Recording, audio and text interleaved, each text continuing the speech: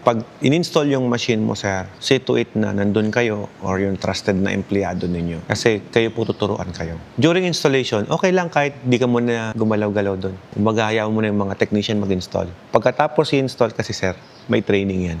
Paano i-operate, anong tawag sa mga piyesang to. Iisa-isahin po yan sa inyo, sir. Di ba yung nasa kontrata natin? Iisa-isahin po yan. Ito po yan, sir. Ito po yan. Pag ganito gumagana yan. Kumbaga, lahat i-explain sa inyo. Basic troubleshooting, operation, yung management konti lang. Kasi the end of the day, kayo pa rin po yung mag-a-apply ng management sa inyo. Pero kung gusto nyo pa rin ng proper training sa amin sa management, pwede naman tayo through video call. Hindi ko kayang ituro lahat in one day. Imposible yun. Tsaka pag tinuro ko lahat, sineminar natin lahat, sir, yung iba hindi naman pumapasok na sa isip mo, sir. Siyempre, loaded ka na eh. Ito, sample lang. Di ba, nagmumotor tayo, sir. Kapag may gusto kang i-master na isang practice mo sa pagmumotor, yun lang, di ba?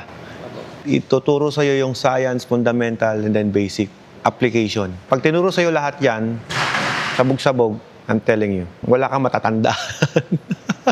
Kaya sabi ko nga, tama yung step by step. Baby steps lang muna. Konti man yung knowledge na sinabi natin, at least na-adapt mo, na-apply mo. Di ba?